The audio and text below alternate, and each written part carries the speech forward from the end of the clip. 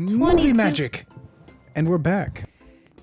Hello, everybody. Hi. Hey, guys. Oh, my God. It's been so long. I forgot what your faces look like, and I gotta say, you're even cuter than when we last left you to go get milk and cigarettes at the gas station. You still remember us, right? You still remember us, you dear old bootyswagga. Joined as always by my lovely co-host. Yep. And as always, you're watching, you gotta see this. Aftercare.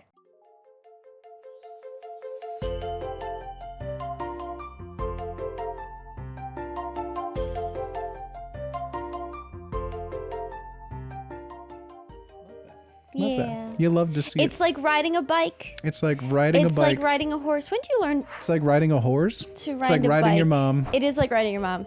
I didn't learn to ride a bike until I was like 14. I didn't learn to ride your mom till I was like 14 too. Boom. I just want someone to make her happy. She deserves it. Women come first. Yeah, and cartoons. Speaking of cartoons and fantasy, we watched ourselves a lovely little motion picture from 1988 by the name of Who Framed Roger Rabbit? No question mark in that title. It's considered bad luck in films to have a question mark in your title. Really? Yes, so most notably films that often pose questions in their titles typically don't use question marks in their graphics. I'm sorry. So superstitious. Hollywood is so like, oh, don't step over that ladder. You might get a Rotten Tomato score of, I don't know, 69. Nice. I love them. Leave a comment down below what your favorite film or theater or movie superstition is. I love obscure film facts like that, like the question mark thing. It always blows my mind, and it's always so crazy. Man, I'm really trying really hard to think of a movie that ends in a question mark. And for some reason, my mind keeps going back to Air Bud. That thing you do? Flubber? Yeah. No question marks in those titles, even though they're all questions. Yep. It's so true. It's so true. Whatever.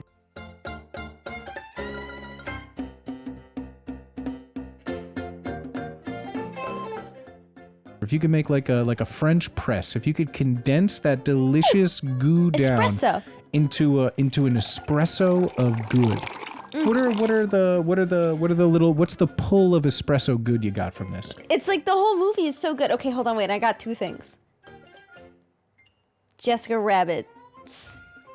Plural. Nice. Both of them? Yeah. The yin and the yang of them? I will say, I think the thing that I noticed more, because I saw this a lot when I was a kid for some reason, and my favorite things was just noticing the little sound effects that I never heard before. Like, I brought it up while we were watching the watch along, but just the sound of like Roger pulling his ears and the snap they made. I guess the all over immersiveness, or the industry coin term, lampshade, what is it? Bumping the lampshade. Bumping the lamp, like those were things that I could not appreciate growing up watching this, and it's nice to go back and try to like really hone in on the technical aspects. So it's just that, quite simply, that alone is the best good that you're ever gonna get.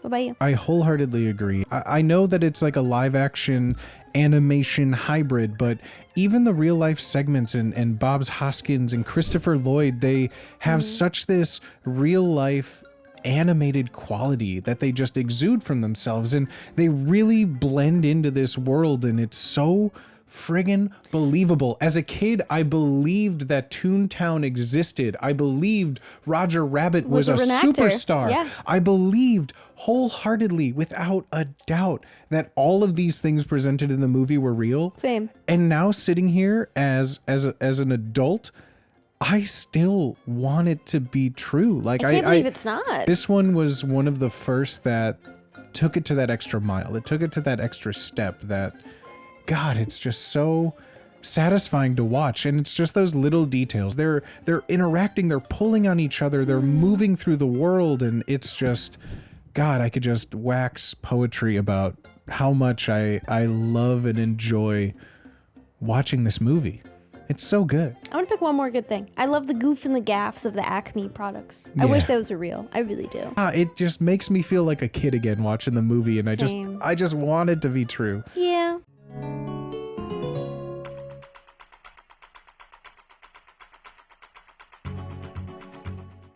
Can you find anything wrong with this movie? Is there anything bad? Is there something that you know, rewatching as an adult that just maybe doesn't sit right with you anymore? I can only think of one thing, and it's kind of fucked up. Go for it. Dolores is old. I know that's like such a bad take, but she's old. I guess when I like see old Hollywood, I think glamour. I think young and smooth. And to see the reality of like old in this time, I don't know. She's the one thing that stuck out to me like a sore thumb, and I don't think that's fair at all. But brutal. Yeah. Absolutely brutal. Sorry. If I had to choose anything bad, something wrong with this movie is that it's maybe just too short. It's maybe I could have used more Herman the baby. I could have used maybe a little bit more or a little bit more. I could have just used a little bit more. You want more movie. I just want more movie. You just wanted more movie. I feel it was too short. The worst part about the movie is that it eventually ends. You know? Yeah, I guess so. To that point, I feel like there could have been more emphasis on the actual mystery of it, but it wasn't so much a mystery. Like, look at all these potential suspects. There wasn't that. It was more of like, oh, she definitely did it. You know? It was less murder mystery, more like it's her. There's just so Silly much guys. fun little details that the more I watch it, the more I learn about the movie, and it just ends. It just ends, and I have a problem with that.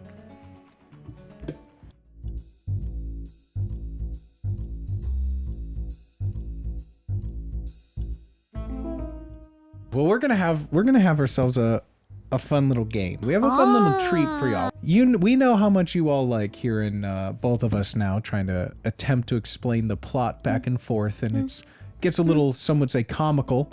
But we both know this movie pretty well. One of the only movies that I could say that we both know the plot pretty well. So we thought it would be fun that we're going to attempt to explain the plot by alternating sentences with each other. So we're going to see if we can get through this together. We're going to use the powers of our brainwaves and get synced up with each other here. How do you want to do this? Do you want to take it? First. I go first? Okay. Set the tone. We open on an animated cartoon kitchen where Roger is babysitting a baby. In walks Eddie Valiant, who is there to suss things out. This is going really well already. He had a meeting with the head of the cartoon company who had a job for him to spy on Roger's wife, Jessica. Yeah. Oh, he goes to see Jessica Rabbit perform, but not before he meets the head of the ACME company. I forget his name. He meets him, he gets sprays with ink, and then he watched Jessica perform, and he's like... He then stalks her back to her room where he then takes photographs of her playing patty cake with the head of the Acme company guy. And then Eddie's like, what the fuck? And he takes the pictures to the guy who hired him and shows it to Roger, and it's Jessica cheating on him. Then Roger takes a swig of alcohol and goes... And then Eddie goes back to his office and he's all morose and stuff. But then he finds that Roger's there and he needs his help with figuring out who framed Jessica to play the patty cake, because Roger knows that ain't no way Jessica would have done that. And then, oh no, Eddie gets called to the scene of a crime because the man that Jessica was playing patty cake with, the head of the Acme, was murdered by a fallen piano. Moited. And then he sees that, and then... Mine? The signs all point that it was Roger. And then Roger needs his name cleared. So then he comes to Eddie. Who then Eddie has to hide him from the evil weasels and the judge is trying to kill all Toon'ds with dip. That happens. Can we do a voiceover? Here, I'll just flap my gums. And then after he shows him the dip, Eddie has to hide Roger. And then they go to a bunch of shenanigans, but then Roger still ends up getting kidnapped outside of the movie theater. So then Eddie has to go and chase him back to Toontown, where he sees someone that looks like Jessica Rabbit running back to Toontown. So then he goes to Toontown and finds a silhouette of a woman that looks like Jessica Rabbit but isn't, and then she tries to smooch him, and then gravity takes over and he falls to the ground. And Mickey Mouse was there. And then there's a chase scene to get Roger, where then they drive to try and get back to find where Roger is, and then, oh no, the judge is there, and he kicks Dip, and they spill out on the road. And then he takes them prisoner and takes them back to his warehouse full of ACME stuff and ties Roger and Jessica up to a giant machine. And then he plans on killing them with the weasels, but then Eddie is so smart, and he gets there, and he comes up with a genius plan in the spur of the moment that only he could think of. Which was to do a little song and a dance and make all the weasels laugh to death. That's right, his set killed them. Yeah. Literally, they all had giggle fits to death. Yeah. And then he manages to free Roger and Jessica, but not before he has to kick the judge's ass. And they find out he's a cartoon. Whoa, plot twist. And then everybody is saved, and it turns out that the love letter Roger wrote was actually the invisible reappearing, disappearing, appearing ink. That was the will that R.K. Maroon, the owner of Toontown, left. In his will, the Toons get to keep Toontown. Everybody wins. Except the Toons, like in 2 years when the freeway was still inevitably built. But, you know. Only a Toon would think of something so sick and twisted like a freeway.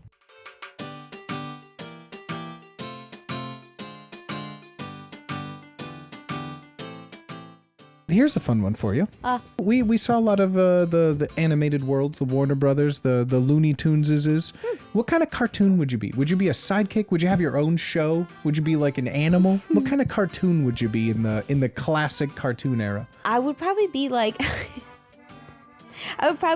a mischievous little skunk, but like not a skunk, raccoon.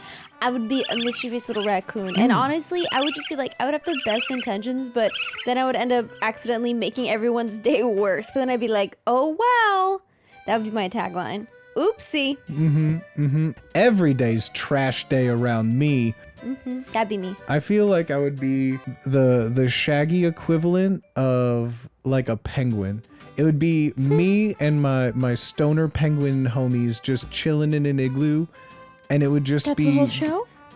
What is any cartoon show? Yes, that's the whole show, and kids would goddamn love it, and they would sell millions in merchandise. Leave a comment down below what you would be and if you would watch our cartoons. What's the penguin that says Newt Newt?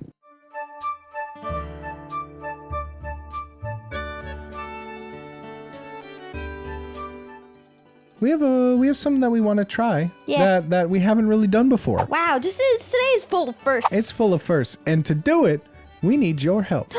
That's right. It's the first one where it's going to be your pick. That's right. So, how this is going to work is that when you are watching this Aftercare, we are going to be giving it a full week, and then we'll be announcing your pick on the following Aftercare. So you have one whole week to vote. And you may be saying to yourself, well, Booty and Yeb, how do I get my vote?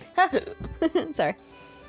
Well, what you would do is comment down below what you would want to see, but we do have some prereqs. The highest like comment is the one that we're going to be choosing. With an asterisk. No Oscar winners, and relatively not recent. We want something that, you know, is it's fun, something nostalgic, something that you maybe watched as a kid, something that you maybe have forgotten about, something that you're saying, Booty, yeah, you gotta see this. And we need to know what your choice is, and there's only one way you can do that. Leave a comment down below. It's gonna be the first community pick night. I'm really excited. Don't fuck it up. I'm really excited. Don't fuck it up. I'm really excited. Don't fuck it up, please.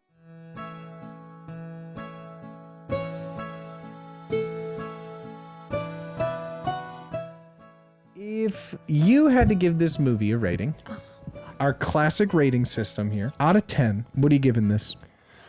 8. Wow. Yeah.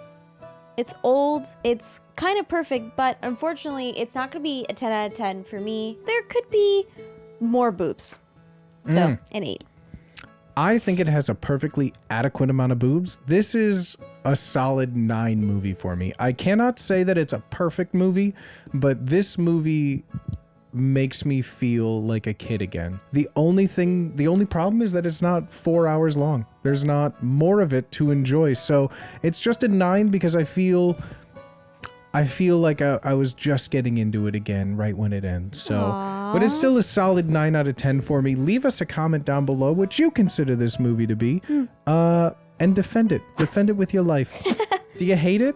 Let us know. I've never met someone who hates this movie. I'd be met very more people curious. who just don't know it, as opposed to like hating it. I don't think I've never met anyone who disliked this movie. That's what I'm saying. So if you do, I'd love to hear that first opinion because one, you're wrong, but I'd still love to hear you out.